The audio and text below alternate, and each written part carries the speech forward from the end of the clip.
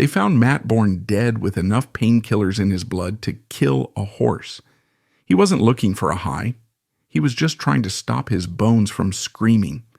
The world saw the painted smile of Doink the Clown, but underneath, he was a rotting man swallowing pills just to stand up. The sickest joke of all. The medicine he took to survive the act was the exact thing that finally stopped his heart. Join us as we peel back the paint to reveal the tragedy beneath. Matt Borne was born into violence. His father was Anthony Tough Tony Borne, a legend of the Pacific Northwest Territory. Tony wasn't a showman.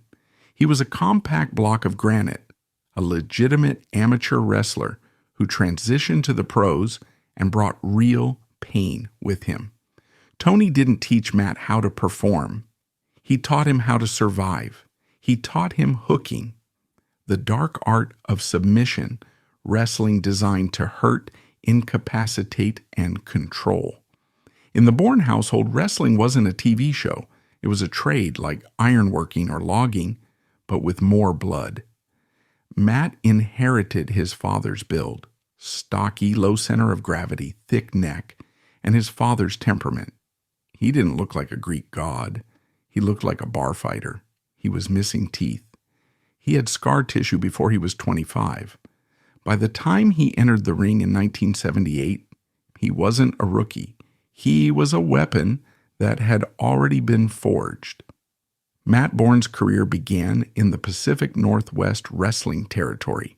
This was not the glamour of New York. This was a wet, gritty circuit of armories and bowling alleys in Oregon and Washington. From his very first match, Matt wrestled with a chip on his shoulder the size of Mount Hood. He had to.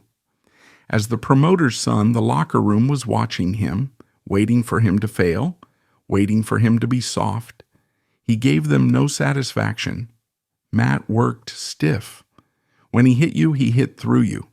He adopted a style that was heavy on mat wrestling, headlocks that ground the ear into the canvas, arm bars that hyper-extended the elbow just enough to make the opponent panic.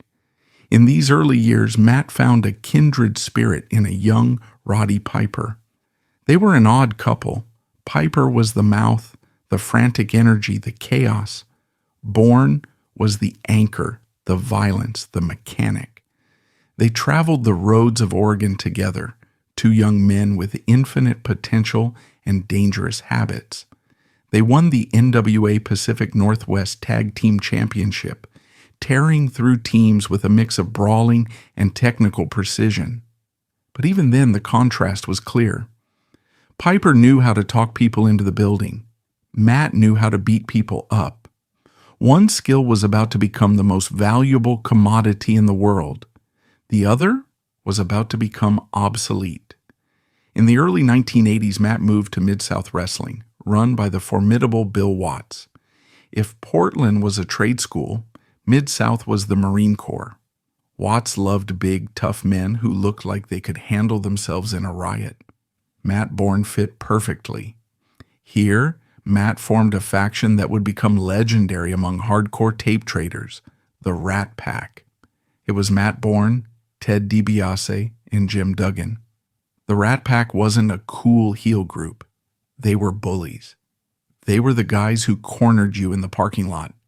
Matt was the pit bull of the group. DiBiase was the smooth talker. Duggan was the powerhouse. But Borne was the one who did the dirty work. This period showcased Matt's brilliance as a worker. In a match against the Junkyard Dog, the territory's biggest hero, Matt's job was to make JYD look like a superhero. Matt bumped around the ring, feeding his own body into the meat grinder to make the star look good. He took backdrops on concrete floors. He took clotheslines that nearly took his head off. He was the perfect villain, credible enough to be a threat, but skilled enough to lose every night without hurting the hero's reputation.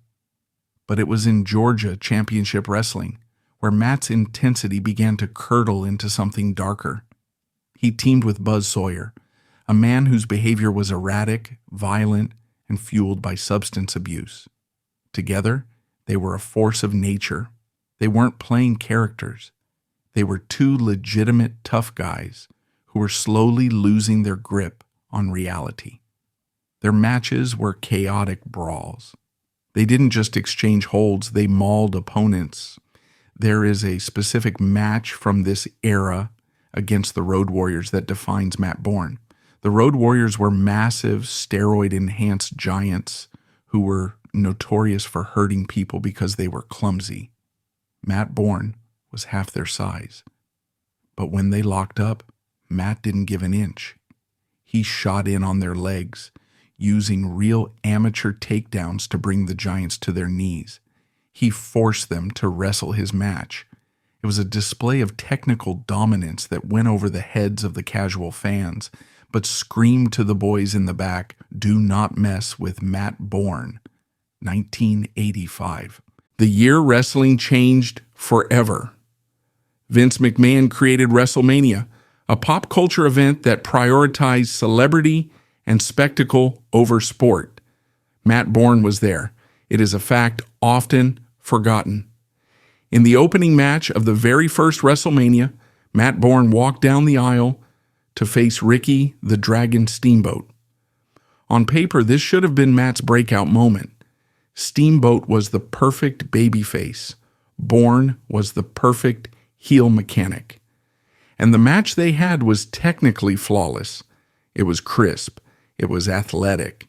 Matt made Steamboat look like $1 million, taking every bump, selling every chop with a grimace of agony. But when the bell rang and Matt lost, he didn't just lose the match. He vanished. The cameras didn't linger on him. The commentators didn't talk about his grit. He was just the ugly guy who lost to the handsome guy. In the WWF of 1985, if you weren't a cartoon character, you were invisible. Matt Borne didn't have a gimmick. He didn't have a catchphrase. He was just a wrestler. And in Vince McMahon's new world, just a wrestler was the lowest thing you could be. He left the WWF shortly after. The official reasons were vague: bad attitude, drugs. But the underlying truth was simpler. He didn't fit the mold. He was an analog machine in a digital world. Matt retreated to Texas to world-class championship wrestling. The territory was a madhouse centered around the tragic, beautiful Von Erich family. Matt was cast as the perfect foil for the Von Erich boys. Kerry and Kevin Von Erich were like Greek statues, muscular, barefoot, beloved. Matt Borne was the troll under the bridge. He grew his hair out, wild and frizzy. He stopped taping his ankles. He looked disheveled. He engaged in bloody, violent feuds with the Von Erichs. He teamed with other outcasts like Percy Pringle, but the writing was on the wall. WCCW was dying. The territory system was collapsing under the weight of the WWF's expansion. Matt was working harder than ever, bleeding more than ever for diminishing returns. The drug use escalated. It wasn't recreational anymore. It was medicinal. It was necessary. To drive 300 miles with a torn meniscus and a concussion, you needed help. You needed to be numb. Matt Borne was becoming a ghost. He was one of the most talented men in the world, yet he was wrestling in barns while Hulk Hogan was hosting Saturday Night Live. The bitterness began to calcify in his chest. He watched less talented men become millionaires because they could cut a promo while he, who could stretch any of them in seconds, was struggling to pay rent. In 1991, Matt Borne signed with World Championship Wrestling. He needed the money. The territories were gone. It was either WCW or the WWF or retirement. He walked into the office expecting to be used as a tough guy, an enforcer. Instead, the booking committee looked at his stocky build, his wild hair, and his rugged face, and they pitched him a character, Big Josh. Big Josh was an outdoorsman, a friendly, lumberjack-type simpleton who loved nature. It was a death sentence for his dignity. Week after week, Matt Borne, the son of Tony Borne, the man who had traded blows with the toughest men on the planet, was forced to skip down the ramp to banjo music. They made him dance. They made him smile and wave like a dim-witted giant. Then came the bears. In a desperate attempt to get the character over, WCW management brought in live bears. Matt Borne was forced to interact with them in the ring, analyze the psychology of this moment. Here is a man who prides himself on being a shooter, a legitimate threat. And now he is literally a circus act. He is the warm-up act for the animals. Every night he played Big Josh, a piece of Matt Borne died. You can see it in the footage. Look at his eyes during his entrance. He isn't present. He is dissociating. He is somewhere else, perhaps back in Portland in 1979, locking up with Roddy Piper, when wrestling was still about wrestling. The Big Josh experiment failed, as it was destined to. It was patronizing. It was stupid. But for Matt, it was the final straw. It proved that the industry viewed him as a joke. He left WCW in 1992, angry, addicted, and broke. He was 35 years old. In wrestling years, he was ancient. His body was a wreck. His reputation was tattered. But in the darkness of his basement, in the silence of his exile, a new idea began to form. If the world wanted to treat him like a clown, if they wanted to humiliate him, then perhaps he should show them what a clown really looks like. He wouldn't be a happy clown. He wouldn't dance with bears. He picked up the phone. He called the WWF, and he prepared to unleash the only thing he had left, his rage. The meeting with Vince McMahon is a moment of wrestling folklore that has been dissected and retold. But to understand Matt Borne, one must strip away the myth and look at the transaction. McMahon, the P.T. Barnum of the late 20th century, did not see Matt Borne the wrestler. He did not see the second-generation technician who could grapple with the best in the world. He saw a texture. He saw a rough, gritty, slightly unhinged quality that he could mold. McMahon pitched the concept, a clown. For a man like Matt Borne, raised on the sawdust floors of the Portland territory, the suggestion should have been an insult. In the unspoken hierarchy of the locker room, a clown is the antithesis of a wrestler. A wrestler is a warrior, a clown is a fool. To accept such a role is to admit that you are no longer a serious competitor, but merely a prop for the amusement of children. But Matt Borne did not hear clown. Through the fog of his own resentment and the haze of his addictions, he heard opportunity. He realized that if he was going to survive in this new world of Technicolor cartoons, he had to stop fighting the current. He had to become the most vivid, undeniable cartoon of them all. But he made a silent vow in that office, a vow that would define the next 2 years of his life. He would wear the makeup, he would wear the wig, but he would not be a joke. He would take the symbol of childhood joy and turn it into a weapon of psychological terror. Matt Borne returned home not to practice juggling or balloon animals, but to study the anatomy of fear. He was not interested in Bozo or Ronald McDonald. His influences were drawn from a much darker well of cinema and psychopathy. He became obsessed with the 1991 remake of Cape Fear, specifically Robert De Niro's portrayal of Max Cady. Cady was terrifying not because he was a monster, but because he was seemingly indestructible, driven by a perverse sense of justice, and possessed a charismatic laughing mania.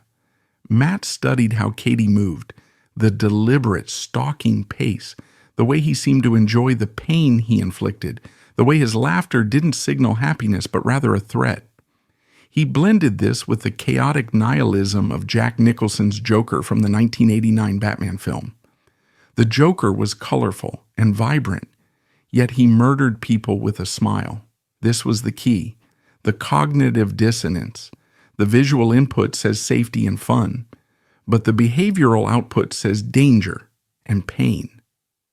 Matt Borne began to construct Doink, not as a character, but as a vessel for his own suppressed rage. The Big Josh humiliation, The dismissal by the industry, the years of physical agony, he poured it all into the design. When he looked in the mirror after applying the grease paint for the first time, Matt Borne vanished. The eyes that stared back were cold, reptilian, and devoid of empathy. The paint didn't hide his expressions. It froze them into a permanent, mocking grin. The physical design of Doink was a masterclass in visual storytelling. Unlike the later iterations of the character, which were bright, clean, and friendly, Matt's version was deliberately unsettling. The green wig was a chaotic, matted mess, resembling moss on a gravestone rather than synthetic hair. The paint was applied thickly, often smudged by sweat as the matches wore on, creating a melting, decomposing effect. But the genius was in the costuming. The suit was baggy, hiding Matt's physique. This was a strategic choice. Matt was a stocky, powerful man, but by hiding his muscles, he disarmed the audience. They didn't see a threat. They saw a floppy, harmless entertainer. This allowed Matt to lure opponents into a false sense of security before exploding with the concussive violence of a barroom brawler. This was the Trojan horse strategy of professional wrestling. The exterior was soft and inviting. The interior was filled with the sharp, jagged edges of a shooter. The WWF introduced Doink to the world not in the ring, but in the crowd. This was a revolutionary narrative device. For weeks in late 1992, cameras would catch glimpses of a clown standing in the aisle or lurking near the entranceway. He didn't wrestle. He didn't cut promos. He just watched. Matt Borne understood the power of silence. In an era where everyone was screaming into a microphone, the Ultimate Warrior snarling, Macho Man shouting, Doink's silence was deafening. He would stand amongst the fans, unsmiling, occasionally playing a cruel prank. He would trip a child. He would stomp on a fan's popcorn. He would offer a balloon and then pop it with a cigarette. These weren't funny pranks. They were acts of petty malice. They were the actions of a bully. And that was the core of the character. Doink was not a supernatural demon. He was the mean-spirited drunk at the birthday party. He was the adult who hated children. He was a realistic, tangible villain that tapped into a primal childhood fear, the fear that the adults who are supposed to entertain us actually despise us. The audience's reaction was confusion, followed by unease. They didn't know how to react. They were trained to cheer for clowns, but this clown, there was something wrong with him. The way he looked at them was too intense, the way he didn't blink. Matt Borne was projecting an aura of genuine hostility that the cameras picked up perfectly. He wasn't acting like he hated being there. He did hate being there, and he was daring anyone to do something about it. When the bell finally rang, and Doink competed in his first matches, the brilliance of Matt Borne's plan was revealed. The audience expected comedy. They expected pies in the face and pratfalls. Instead, they got a wrestling clinic. Matt Borne reverted to his roots. He wrestled with a technical aggression that hadn't been seen in the WWF since the days of the British Bulldogs. He used his amateur background to ground opponents, tying them in knots. He utilized wrist locks, hammer locks, and suplexes with a snapping precision. The contrast was jarring. Here was a man in a polka dot jumpsuit executing a perfect belly-to-belly suplex. It was surreal. It was disorienting. And it was terrifying. His finisher, the stump puller, was a submission hold where he would sit on the opponent's shoulders and pull their leg forward, compressing the spine and stretching the hamstring. It was a legitimate, painful hold. And while he applied it, while the jobber screamed in agony, Matt Borne would laugh. This was the defining trait of evil Doink, the sadism. He didn't want to win, he wanted to hurt. He derived sexualized pleasure from the suffering of others. He would break a hold only to reapply it harder. He would look into the camera, sweat dripping through the white grease paint, and cackle, a dry, rasping sound that seemed to scrape against the microphone. He was the thinking man's monster. He didn't overpower you with size. He dismantled you with skill, all while mocking the very concept of the sport. He was a mirror held up to the wrestling industry. You want entertainment? You want a show? I'll give you a show. I'll show you a man screaming in pain. The zenith of Matt Borne's run, and the moment where the line between reality and fiction began to blur dangerously, was his feud with Crush. Crush was the perfect foil, a massive Hawaiian powerhouse, a fan favorite with a bright, colorful look. He was the epitome of the superhero wrestler. Doink targeted him not for a title, but out of spite. The storyline involved Doink attacking Crush with a prosthetic arm. It was campy, yes, but the violence of the beatdowns was real. Matt Borne laid his shots in. He wanted to prove that the clown was tougher than the giant. This culminated at Wrestlemania 9 at Caesar's Palace in Las Vegas. The setting was grandiose, an outdoor arena filled with Roman imagery. In the middle of this spectacle, Matt Borne walked to the ring to perform his masterpiece. The match itself was a solid brawl, but the finish is what lives in infamy. As Crush prepared to finish Doink, a second Doink appeared. This illusion Doink mimicked Matt's movements perfectly. The confusion allowed Matt to strike Crush with a loaded prosthetic arm and steal the win. To the audience, it was a magic trick. To Matt Borne, it was a profound metaphor. The double Doink represented the duality of his own existence. There was the Matt Borne the world saw, the performer, the clown, and then there was the shadow self, the dark double that was slowly taking over. Steve Kern, the man who played the second Doink, later spoke about how intense Matt was about the details. Matt obsessively coached Kern on how to move, how to laugh, how to stand. He was protective of the character to the point of paranoia. Doink was his creation, his baby, his alter ego. He was terrified that someone else would play it wrong, would make it funny. He needed the darkness to be maintained. While Doink was terrorizing the WWF, Matt Borne was terrorizing himself. The lifestyle of a WWF superstar in 1993 was a grueling marathon of flights, rental cars, and cheap motels. To maintain the intensity of the character and to manage the chronic pain of a 15-year career, Matt leaned heavily into his addictions. Cocaine provided the manic energy needed for the character's wide-eyed stares and frantic laughter. Painkillers numbed the knees and the back, allowing him to bump night after night. Alcohol smoothed out the edges when the adrenaline crashed, but the drugs did something else. They eroded the barrier between Matt Borne and Doink. Stories from the locker room paint a picture of a man who was becoming increasingly isolated.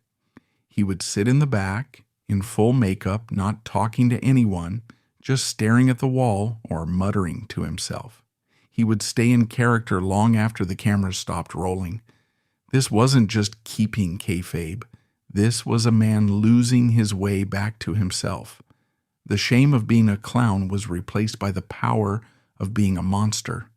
As Doink, he was feared. As Doink, he was a star.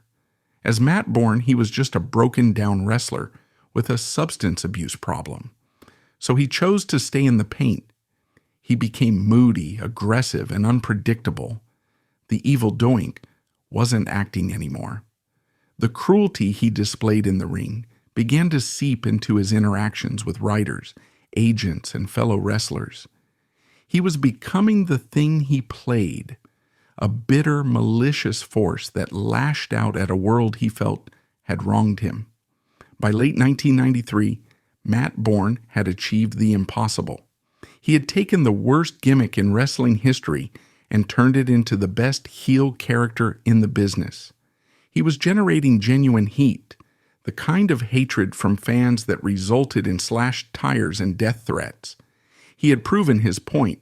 He had proven that talent transcends packaging. He had proven that a shooter could wear a wig and still be the toughest man in the room. But success in the WWF is a fragile thing. Vince McMahon loved the character, but he was wary of the man. The reports of Matt's erratic behavior were piling up. Missed dates, arguments in the locker room, slurred speech during promos. Matt was flying too close to the sun on wings made of grease paint and hydrocodone.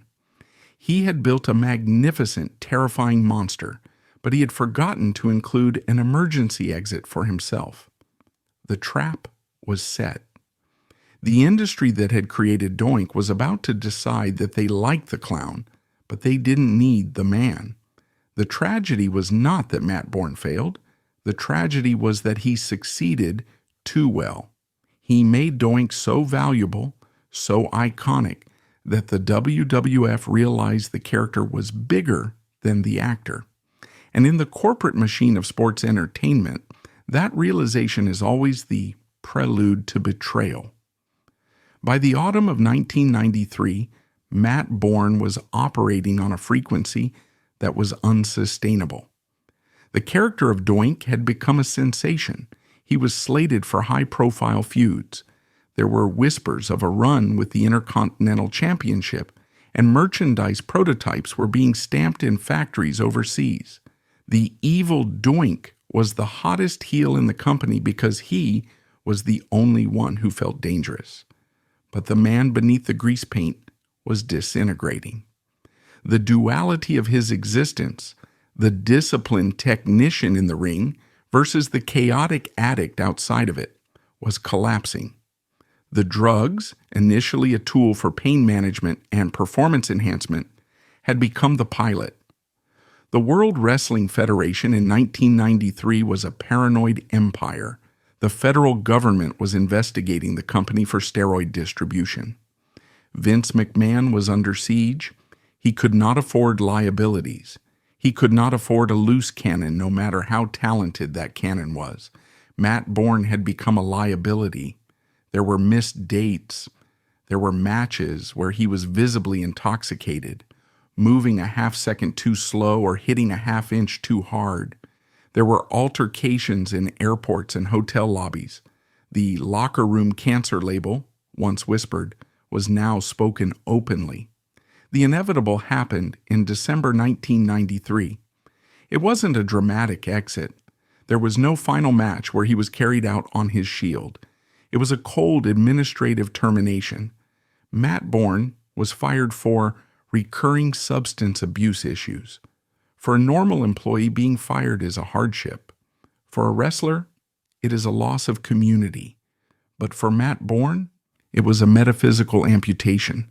He wasn't just losing a paycheck, he was losing the avatar he had built to navigate the world. This is the moment where the story shifts from a tragedy of addiction to a tragedy of ownership. In the old territorial days, a wrestler owned his identity. If you were tough Tony Borne in Portland and you moved to Texas, you were still Tony Borne. You owned your name, your reputation, and your gimmick. But the WWF was a corporate entity. When Matt Borne signed his contract, he signed a piece of paper that assigned all rights to the character Doink the Clown to Titan Sports Incorporated. Matt Borne provided the soul, the mannerisms, the psychology, and the sweat. Titan Sports provided the name and the costume design. In the eyes of the law, Matt Borne was just a mechanic who had been hired to drive a car. Now that he was fired, the car didn't belong to him. The car stayed in the garage and the keys were waiting for the next driver.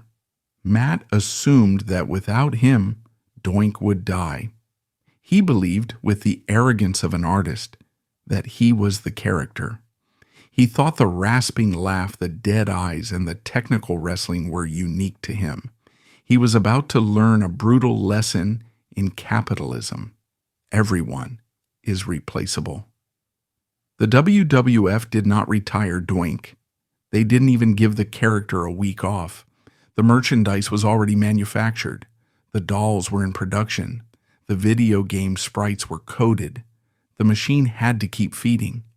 Vince McMahon looked at his roster and picked a man named Ray Apollo. Apollo was a decent wrestler, a reliable jobber who had spent his career making others look good.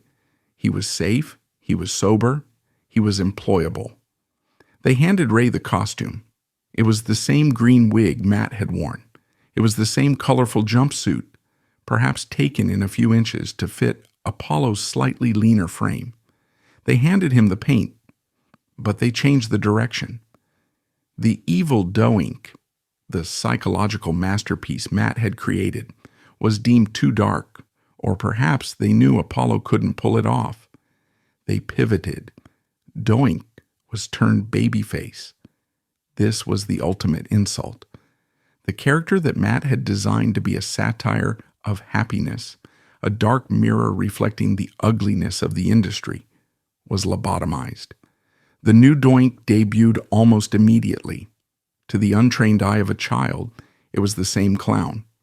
But to the purists, and to Matt Borne watching from his exile, the difference was nauseating. Ray Apollo played Doink like a birthday party clown. He pranced, he giggled. The sinister, rasping cackle was replaced by a high-pitched, goofy laugh. The technical wrestling, the arm bars, the stump pullers, the suplexes vanished. Apollo wrestled a soft comedic style. He threw buckets of confetti. He tripped opponents for laughs, not for pain. Then they added Dink. To appeal to the demographic of toddlers, the WWF introduced a midget wrestler as Doink's sidekick, Doink the Clown.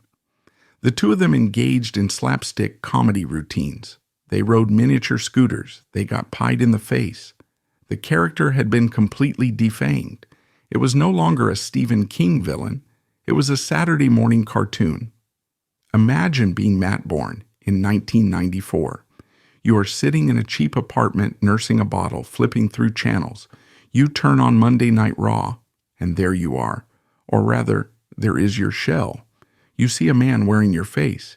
He is wearing the costume you sweated in. He is using the name you made famous. But he is mocking everything you stood for. He is making a fool of himself.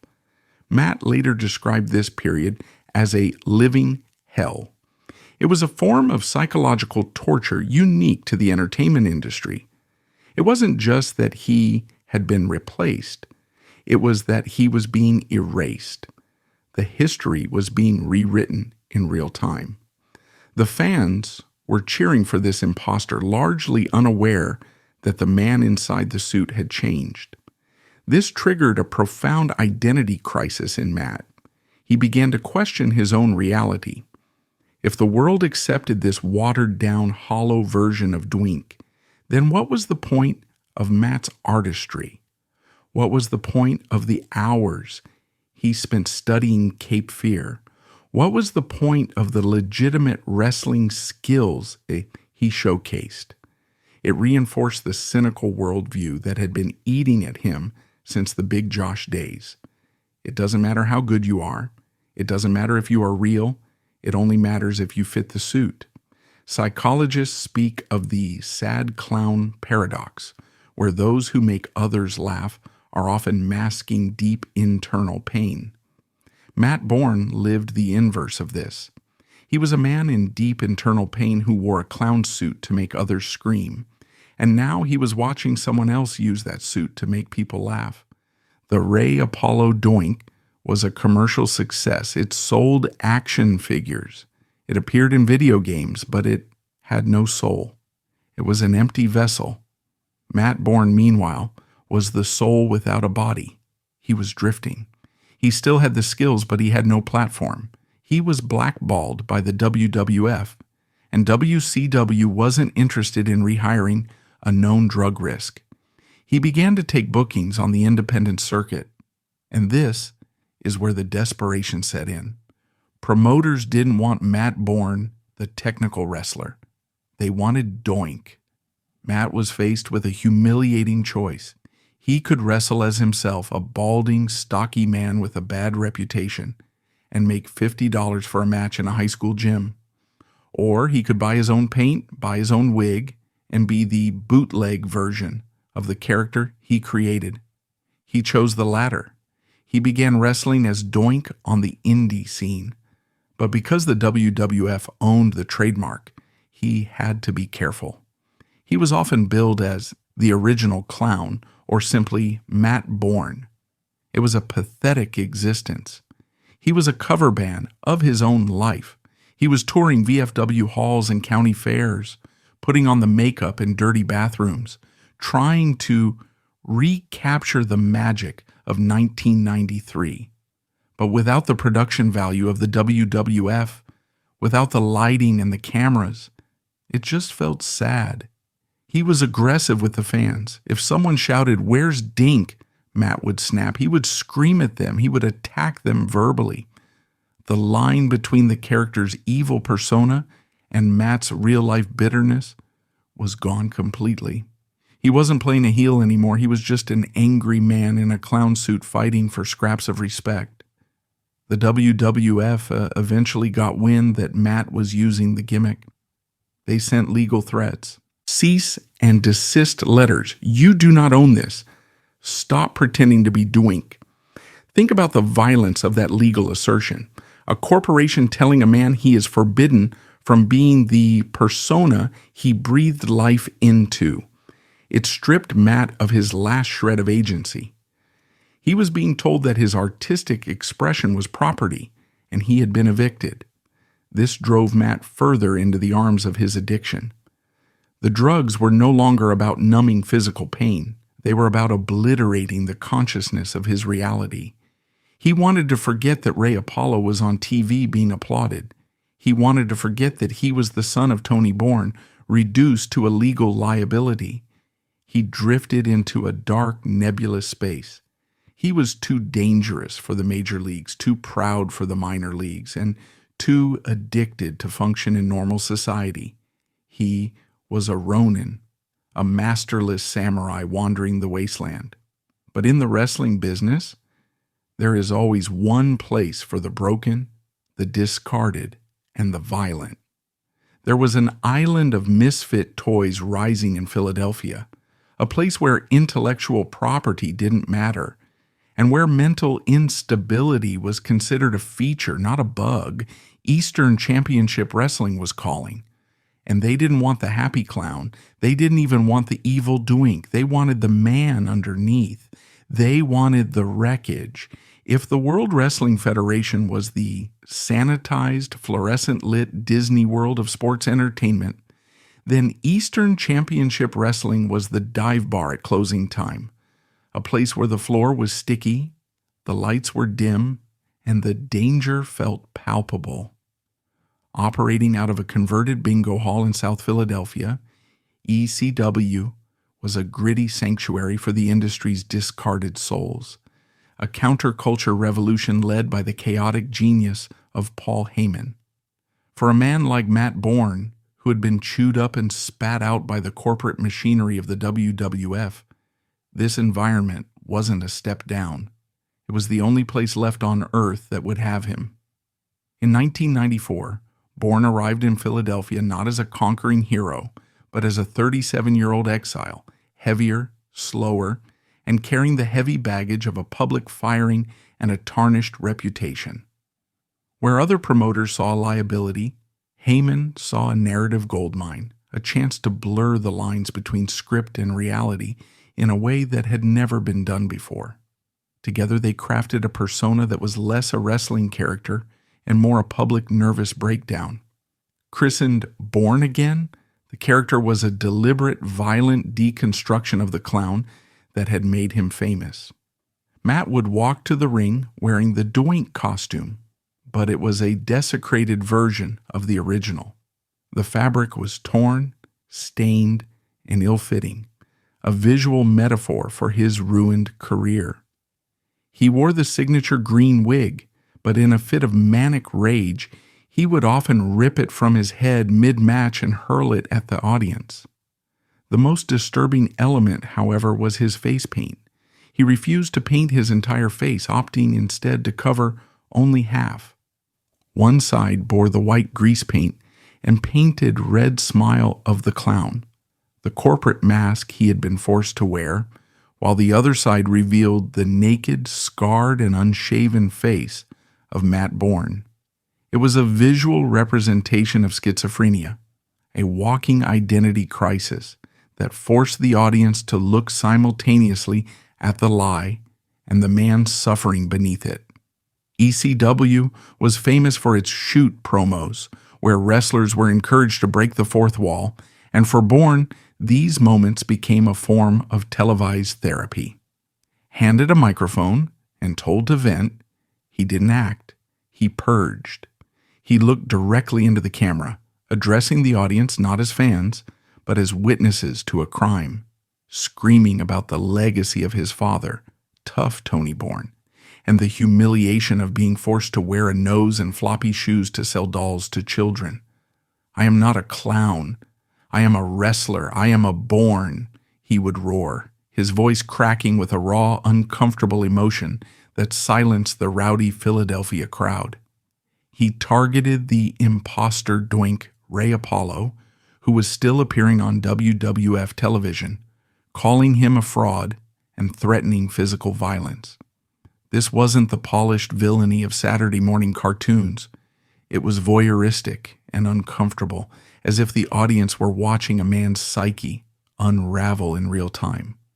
Paul Heyman was mining Matt Borne's genuine trauma for content, monetizing his pain, and Matt, desperate for a platform and a way to reclaim his dignity, played his part with frightening intensity. The violence of the ECW arena matched Borne's internal turbulence. In a promotion defined by tables, chairs, and barbed wire, Matt's technical shooter skills made him uniquely terrifying.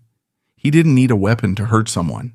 He simply used his knowledge of joint manipulation to inflict pain that felt frighteningly real. His matches were ugly, stiff brawls where he threw his weight around with a disdain that bordered on genuine assault. In a locker room filled with hardcore icons like the Sandman and Sabu, Matt Borne was the one the other wrestlers gave a wide berth. He had become the unpredictable element, the crazy uncle in the attic who might follow the script or might snap and start shooting for real. This aura of danger fueled his feud with the franchise Shane Douglas, a storyline that pitched the bitter, broken past against the articulate, handsome future of the company. Borne bullied Douglas in the ring, throwing him around with a personal vendetta, trying to prove to the fans that their hero was soft, even as he inevitably did the job of putting the younger star over.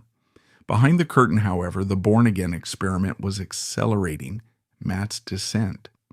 The culture of ECW in 1994 was a toxic Wild West, fueled by testosterone, painkillers, and alcohol, the worst possible environment for a man with Matt's history of addiction.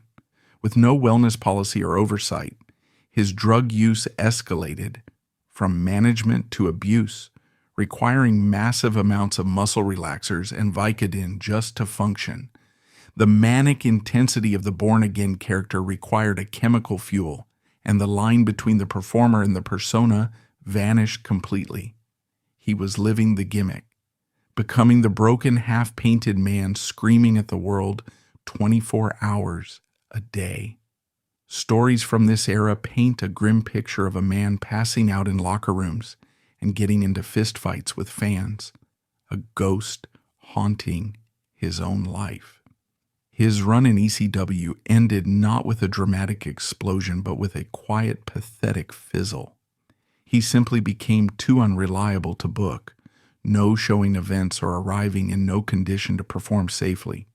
For all his love of chaos, Heyman ran a business, and the maintenance cost of Matt Borne had exceeded his value as a special attraction. When the bookings stopped coming in late 1994, Matt drifted away from Philadelphia, leaving behind a legacy of uncomfortable truths and stiff violence. He had tried to use the born-again persona to murder the demon of Doink, to purge the clown from his system, but the attempt had failed By dissecting the character on camera, he had only tied himself to it more tightly. He was no longer Matt Borne the wrestler. He was just the guy who used to be Doink and is now crazy. He left the asylum more damaged than when he arrived, stepping out into the wilderness of the independent circuit as the wrestling world prepared to enter its biggest boom period without him. The years following his departure from ECW marked the beginning of a long gray twilight for Matt Borne, a period that can best be described as professional purgatory. The wrestling boom of the late 1990s, the Attitude Era, was exploding on national television, turning men like Stone Cold Steve Austin and The Rock into global pop culture icons and millionaires. But Matt Borne was not invited to the party. He was on the outside, looking in through the cracked window of the independent circuit, watching the industry he had been born into evolve into a juggernaut that had no place for a moody, aging technician with a history of substance abuse. He entered the wilderness years, a grinding, decades-long tour of high school gymnasiums, VFW halls, and county fairgrounds that would slowly erode what was left of his physical and mental resilience. In this shadow economy of professional wrestling, a cruel irony began to define his existence. Promoters didn't want to book Matt Borne, the second-generation shooter who could stretch a man into submission. They wanted the clown. They wanted the green wig, the face paint, and the nostalgia. To put food on the table, Matt was forced to become a bootlegger of his own intellectual property.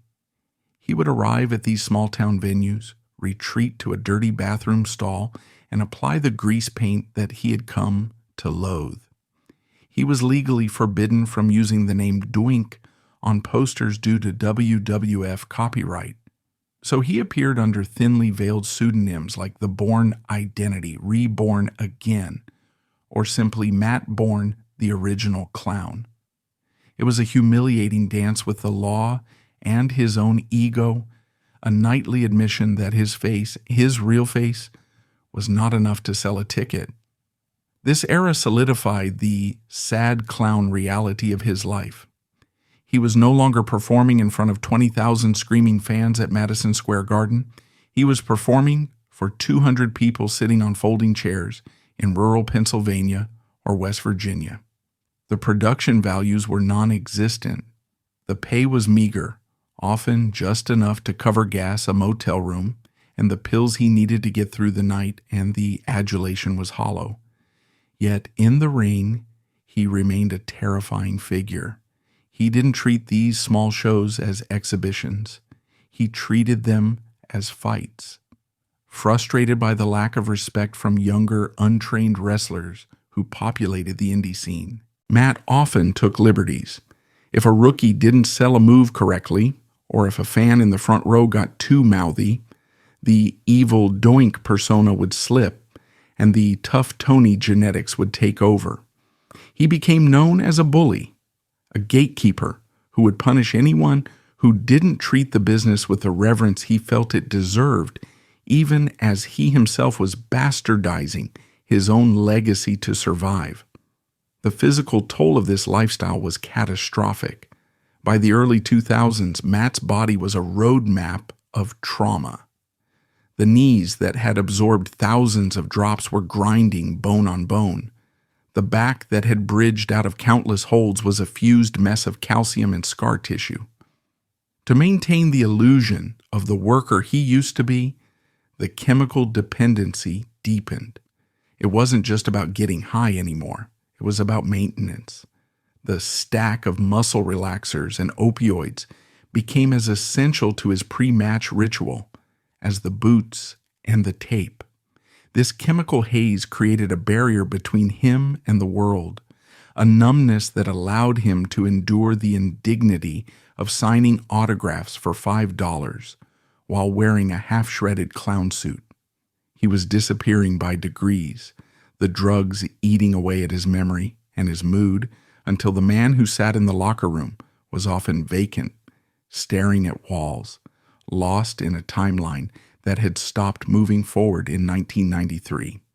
It was during this period that the shoot interview industry emerged, offering Matt a new, albeit toxic, revenue stream. Companies like RF Video and High Spots began paying legends to sit in front of a camera for hours and spill the secrets of the business. Matt became a regular on this circuit. In these videos filmed in generic hotel rooms with bad lighting, the depth of his bitterness was laid bare. He didn't tell fun road stories, he settled scores. He railed against Vince McMahon for stealing his creation. He insulted the new generation of wrestlers for being soft. He spoke with a vitriol that was uncomfortable to watch. These interviews kept his name alive in the internet wrestling community, but they also calcified his reputation as a bitter, unstable has-been. He was selling his anger because it was the only commodity he had left that people were willing to buy. His personal life, predictably, suffered under the weight of this instability. Relationships were strained or broken, casualties of his erratic behavior, and the relentless, lonely grind of the road. He was a man without a true home, living out of a kit bag, moving from town to town like a carnival ghost. The tragedy was that flashes of his brilliance still remained. Occasionally, in a match against a capable opponent, the fog would lift, and for 10 minutes Matt Borne would remind everyone why he was considered a master. He would execute a perfect suplex or transition into a submission with a fluidity that was breathtaking. But these moments were fleeting, cruel reminders of the wasted potential that hung over him like a shroud. He was a Stradivarius violin being used as a hammer, a high-precision instrument blunted by years of misuse and neglect. As the 2000s wore on, the wrestling world began to view him not with fear, but with pity. He was one of the casualties, a living cautionary tale whispered about by rookies in locker rooms. "Don't end up like Borne," they would say. But Matt pressed on, driven by a stubborn refusal to quit and a simple economic reality. He knew how to do nothing else. He had no trade, no education, no retirement plan. He was a wrestler. And so he wrestled. He wrestled in front of 50 people. He wrestled in barns. He wrestled with injuries that would have hospitalized a normal man. He wrestled because the silence of retirement terrified him more than the pain of the ring. He was a prisoner of his own identity, trapped in a purgatory of his own making, painting on the smile night after night while the man underneath screamed for it to end. As the first decade of the new millennium bled into the second, Matt Borne entered the final, most haunting phase of his existence, the era of total erasure. If the 1990s were defined by his struggle to control his creation, the 2000s and early 2000s were defined by the crushing realization that he had lost that war completely. The World Wrestling Federation, now the publicly traded global juggernaut WWE, had fully successfully severed the umbilical cord between the artist and the art. Doink the Clown had become a legacy character, a piece of nostalgic intellectual property that could be dusted off for comedy segments, video games, and anniversary shows. But the man inside the suit was never Matt Borne. The cruelty of this erasure was played out on national television. On Raw anniversaries or old-school specials, the familiar circus music would hit, and the crowd would pop, fueled by the warm glow of childhood memories. Out would waddle a Doink, sometimes played by Steve Lombardi, sometimes by Nick Dinsmore, or simply a random developmental talent poured into the spandex. They played the role for laughs, a harmless mascot waving to the fans. Matt Borne would watch these spectacles from his living room in Texas or a motel room on the road, witnessing his fierce psychological deconstruction of the wrestling industry reduced to a hollow pantomime. It was a recurring spiritual theft, a reminder that in the eyes of the corporate machine, he was not the father of the character, but merely its first flawed tenant. He had been evicted from his own legacy. This professional invisibility coincided with a rapid physical and neurological decline. By 2010, the years of receipts, the wrestling term for the physical price paid for a career in the ring, came due all at once. It wasn't just the orthopedic ruin of his knees and back, it was the invisible damage, decades of concussions, unprotected chair shots, and the whiplash of high-impact bumps had taken a toll on his brain. Friends and family began to notice shifts in his personality that went beyond his usual gruff demeanor.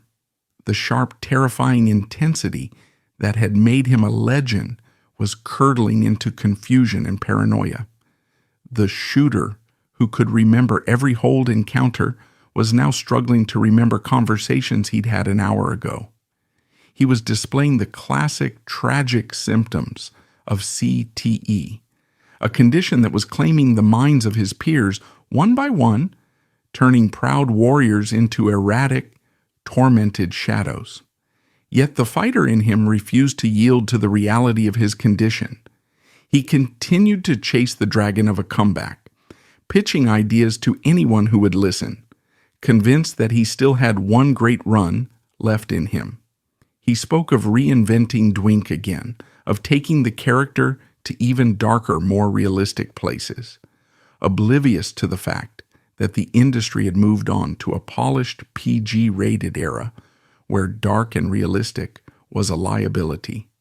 These pitches were heartbreaking in their delusion, the desperate pleas of a master craftsman standing outside a factory that had long since automated his job.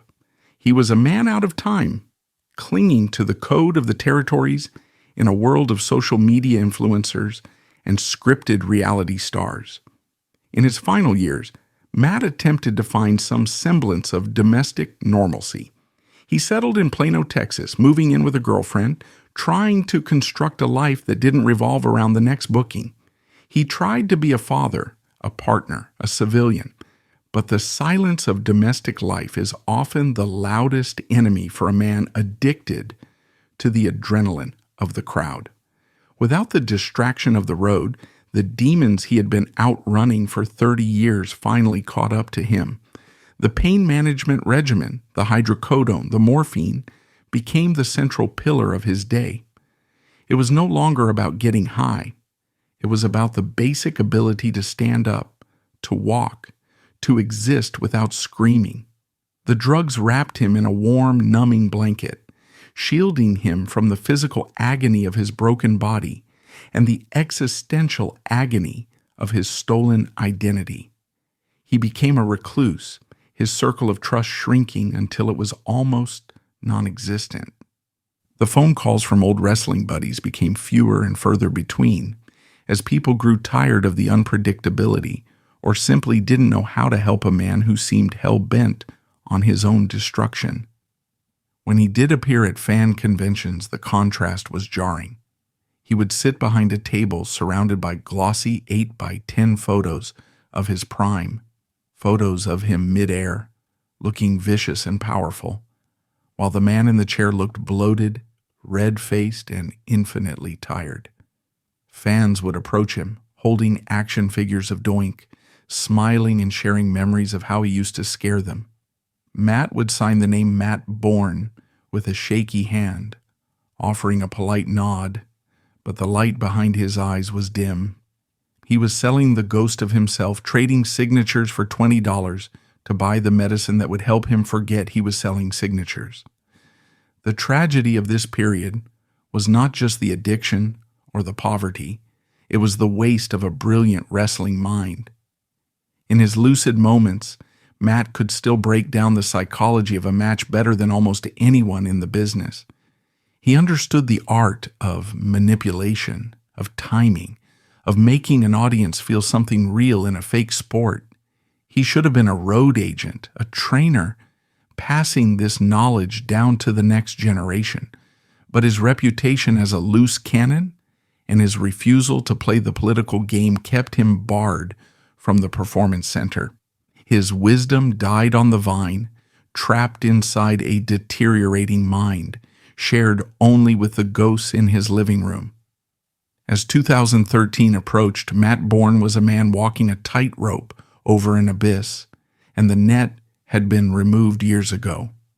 He was 55 years old, but his body had the mileage of an 80-year-old.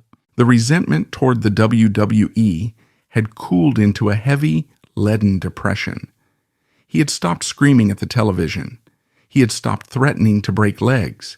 He had reached a state of resignation. He knew deep down that the call from Stanford was never coming. He knew that Evil Doink would never be inducted into the Hall of Fame. He knew that history was being written by the winners, and he had lost. The monster he built was immortal, destined to live forever on the WWE network and in the toy chests of children. But Matt Borne, the man of flesh, bone, and scar tissue, was mortal, and his time was running out. The end of Matt Borne's life did not happen under the blinding lights of an arena, nor was it accompanied by the roar of a crowd or the ringing of a bell. It happened in the suffocating quiet of a guest bedroom in Plano, Texas, on a Friday afternoon. The banality of the scene was the final cruel irony for a man who had spent 35 years living at maximum volume. There were no pyrotechnics, no dramatic storylines, and no referees to count the pinfall. There was only a 55-year-old man, his body finally rebelling against the decades of chemical and physical punishment it had been forced to endure. When he was found unresponsive by his girlfriend, the reality of the situation was stark and stripped of all kayfabe. This was not Doink the Clown playing a prank. This was Anthony Osborne, the man behind the pseudonym, behind the mask, behind the legacy, lying still. The paramedics arrived, but the fight was already over. The heart that had pumped adrenaline through veins laced with painkillers for half a lifetime had simply given up. The shooter who could survive in a cage with a bear, the hooker who could stretch the toughest men in the business, had been taken down by the one opponent he could not grapple, his own biology. The medical examiner's report, released weeks later, read like a toxicology textbook of the professional wrestling industry. The cause of death was ruled as toxic effects of mixed drugs, specifically a lethal cocktail of morphine and hydrocodone. But to list the drugs is to miss the point. These weren't recreational party favors. They were the structural supports of his existence. The autopsy revealed a man riddled with severe heart disease, his cardiovascular system enlarged and strained to the breaking point. It was the heart of a man who had lived 3 lifetimes in the span of one, a heart that had been broken by disappointment as often as it had been taxed by exertion. The tragedy of his death lies in its preventability and its inevitability. Matt Borne did not want to die. In the weeks leading up to his death, he had been talking about the future, about moving back to Oregon, about reconnecting with his roots. But the mechanism of his survival, the pills that allowed him to get out of bed, to walk on his ruined knees, to quiet the noise in his head, became the mechanism of his execution. It was an accidental overdose, a miscalculation by a man whose tolerance for pain and chemistry was so high that he likely didn't realize he was dancing on the edge of the abyss until the ground crumbled beneath him. He died trying to feel normal. The reaction of the wrestling world was predictable, performative, and heartbreakingly brief. The WWE released a standard statement. WWE is saddened by the news of the passing of Matt Borne, a.k.a. the original Doink the Clown. It was polite, corporate, and distant. There were tributes on social media from former colleagues, men who praised his talent and lamented his demons. They called him a genius, a pioneer, and a legend. But these eulogies rang with a hollow dissonance. These were the same institutions that had blackballed him, the same peers who had distanced themselves when he was spiraling. The industry has a long, dark history of celebrating its fallen soldiers only after they are safely dead and can no longer cause trouble. Matt Borne, the liability, was suddenly Matt Borne, the beloved icon. The hypocrisy would have made the cynical, bitter, evil Doink laugh his rasping, dry laugh. He had been scrubbed from history while he was alive, his character given to another man, his contributions minimized. Only in death was he allowed to reclaim his identity, and even then, it was framed as a tragedy of personal failure rather than a systemic failure of an industry that grinds human beings into dust.